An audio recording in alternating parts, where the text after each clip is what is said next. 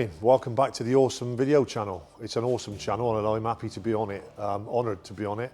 My name's Pete Miles, I'm Managing Director of Forge Motorsport, and we're proud to be working with Awesome and Mark Ash on this beast of an RS6. We have a long-term relationship with Awesome. Mark Ash, knew Mark probably 20 years ago when he was selling Coney shock absorbers, regular meet-up at Autosport. Fast forward, Mark's working at Awesome GTI, running the whole show now, and it's a long and really friendly relationship. Awesome are our UK's biggest distributor, record sales 2020, and the relationship just goes from strength to strength. They're kind enough to let us use their car, Mark's car, bring it down 2-3 weeks with us. For intercooler development, we'll probably be doing some further cooling, possibly with radiators. There'll be some silicone hose work, lots of extensive dyno testing so we can make sure we legitimately prove what we make works. And it's just a great relationship. Mark's currently using our loan car. We have this one down. We've had the Awesome GTI, Mark 8 GTI down to do some development work on. And it's just a really great partnership. Just every time we work with the Awesome guys, it just further reinforces the strong British working relationship that we have. And I'm looking forward to what we can produce with this monster, and I'm looking forward to what we can do with Awesome going forward.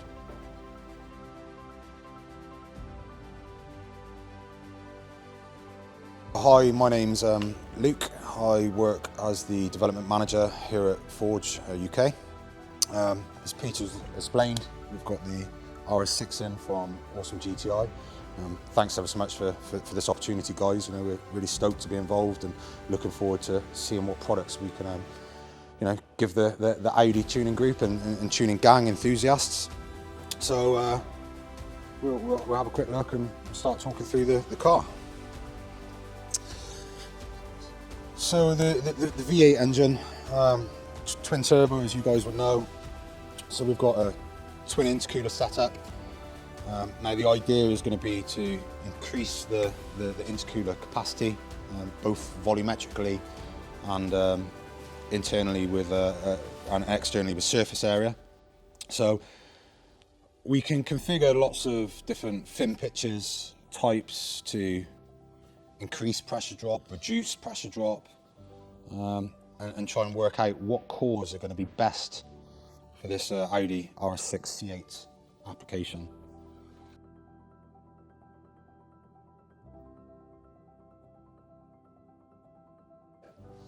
So I'm just going to show you the standard RS6 intercooler here, and what I'm going to do is just show you an example of the size difference. So, you know, the stock core is measuring, it's a 90mm there.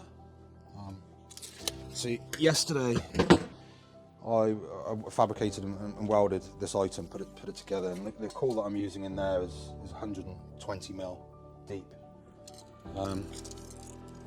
We're also larger on surface area, so we're 250mm in height, whereas your stock cooler is 215mm. So a fair bit larger, and we could do some calculations shortly to let you know the exact volumetric increase, the surface area increase. Now, I'm going to show you the difference between this intercooler core I've got in my hands and the intercooler core that's on the car. So I'll also take the standard one with us so I can show you that as well. So what we've got, the standard intercooler here is a tube and fin design. Now this intercooler that we're going to test is a bar and plate design, and the intercooler that I've got housed on the vehicle is also a tube and fin. Now the tube and fin design works very well for high BHP outputs. So I've spec'd this core with a less of a dense fin pitch internally, and quite a heavy external fin pitch. Now, that's to try and dissipate the heat and make this work really efficiently. And what we need to do is test several cores at several different horsepower outputs to see which is the best all round to supply you guys with the AUDIs. So we started off to try and work out the space with scanning this vehicle. What we do is we put lots of reflective dots in the aperture. We scan what you have, we scan the intercooler, we remove the intercooler, we scan the void, we scan the inside of the bumper. We can work out then with a CAD model exactly what space we've got and how much bigger we can make it. Now, we're also looking at sort of increasing the sizes of your inlet and outlets. So I don't know if you can see, but your inlet and your outlet there are really quite different in size. And the whole idea is to get as much, as much of the air into the intercooler with as much ease as possible. So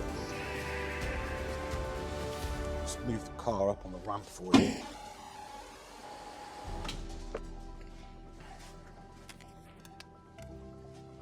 Okay, so with lots of these projects, there is some trial and error involved. Typically what we'd do after we've scanned the item is we'd make a skeleton core, we'd 3D print the end tanks, try it into position before we start cutting metal, because in this instance we've made solid billet end tanks. And that's so we could do some really good testing before either we invest in tooling for casting. Now we can see where the CAD model showed we had a bit of space, but we were actually quite close in a few areas. So here on this water pipe we're a bit close. Here on the bracketry we've had to make some amendments and we're quite close. So the whole objective of this visit is for us to see the areas where we need to make some improvements, essentially mark where the improvements need to be made. We can change the CAD design, ready for production. We've started with a scan of the front end, and you can see what we've been doing here is trying to use as much space as possible. We've got the rendering of the original intercooler there. That's the OEM part. We then have a scan of the surrounding components, and then what we're going to try and do is enlarge the intercooler and fit it into the space that's available. So Ryan's been working on some intercooler modelling. As you can see, we've got the forged part. If you want to zoom in on so you can see it's all very close to the surrounding areas. The duct isn't in place on this rendering. And we've got to a stage where we're happy to either 3D print the end tanks or start cutting some billets.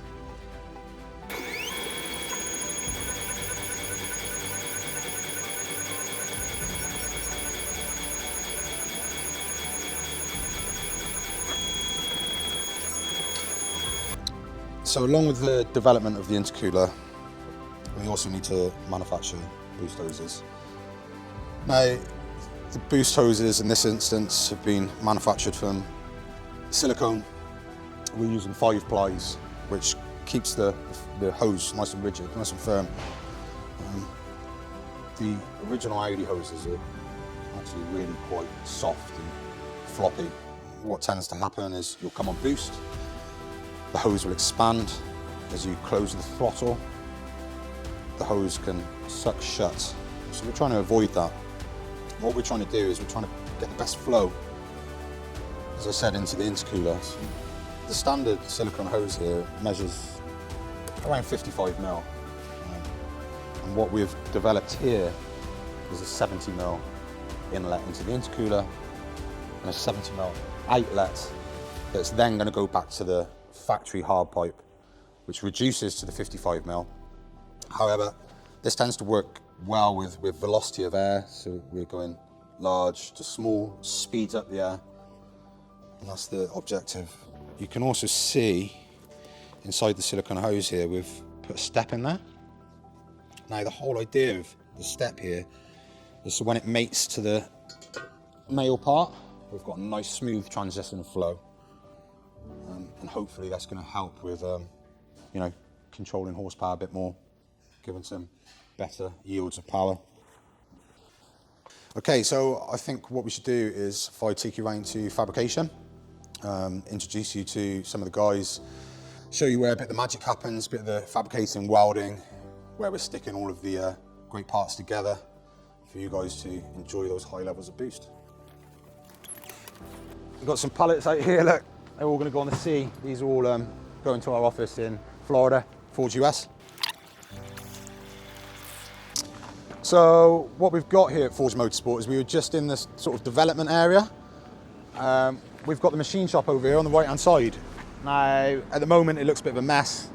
As you can see, the roof's coming off, and that's because we're going green. So there's a 72 kilowatt solar powered panel system going up there. Hopefully that's going to, you know, help save the planet a bit, help with the electric bills, and you know, move with the time. So we've got the machine shop over on the right, as explained. Fabrication here on the left, I'll take you to.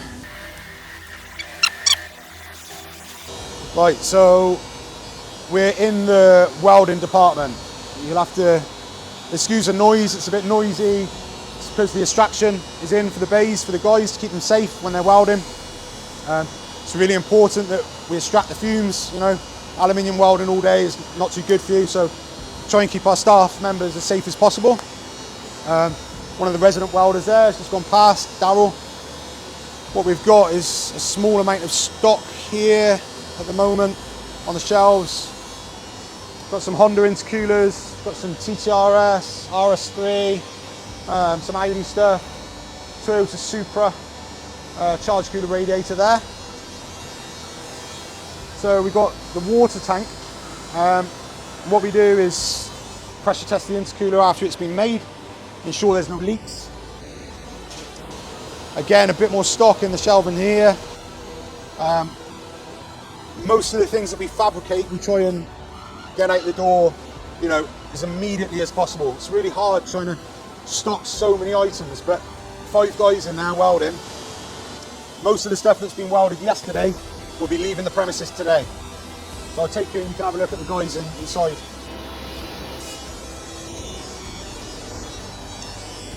So as you can see, the extraction, we've got Colin here. Colin's doing a bit of welding. You've got Kyle over there on the end. He's one of the younger lads that we've taken on. He's coming on really well. His welding skills are getting very good. Tim's over on the right hand side there. Again, great old school fabricator, been in the game for a long period of time. And then we've also got Dan, who's hidden around the corner in here. Dan might give you a wave if you're lucky. Yeah, so he's another resident welder. And I believe, what are you doing there, Dan? That's a CC-WAD 11. So we've got the BMW 140 charge cooler radiator. Great job there, look. You have a look at that. Yeah? It's all made in Great Britain.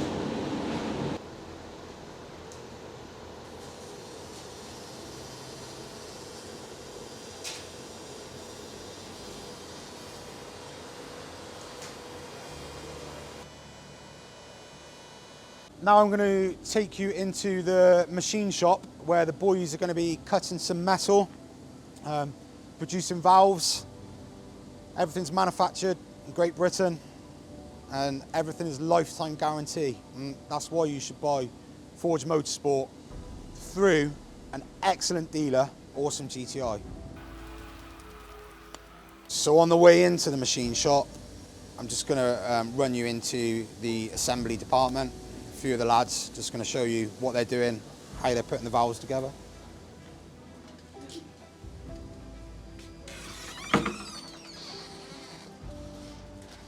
All right, morning lads. Morning. So we've got John, who's assembly manager. Looks like he's doing some actuators there. We've got a couple of the guys doing some of the builds. So normally have 4 guys in here, okay? Jermaine, I don't know where he is at the moment. We've got Nick down in the office who looks after a lot of the production stuff as well.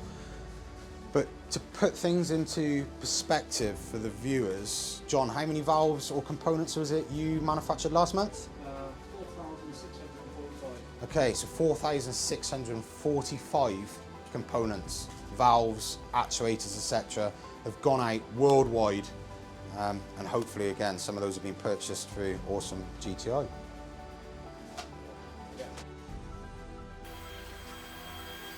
You all right? So, one of our machinists, one of our loaders, operators, and he is making a actuator component there. Have you got a raw billet? Or have you run out? Yeah, we're on the second lot of these. Yeah, so he's so efficient, he's run out of all the billet there. So that's where it came out of the chunk. And then we've got the finished lid there. Then that's going to be engraved and that will go off to the quality control department.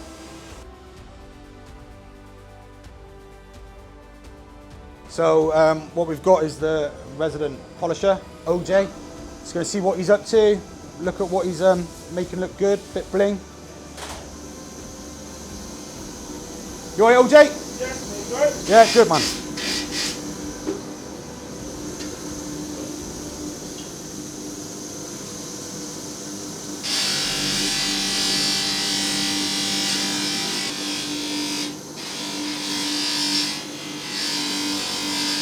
Okay, so what we want to do is thank you guys for watching the Awesome channel. You know, stay tuned. Can't wait to get testing on the Awesome C8 RS6. See what we can get for you. So keep tuned. Thanks again.